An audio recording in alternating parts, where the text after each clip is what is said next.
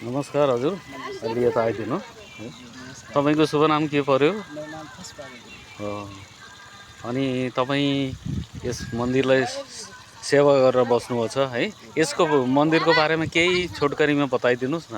यस्तो नेपालको ब्रेक परियोजना बनाउने सिलसिलामा यसलाई माटो खनन गर्दै जाँदाखेरि यो मुळाको रूपमा देखिएको एउटा शिव कवच हो।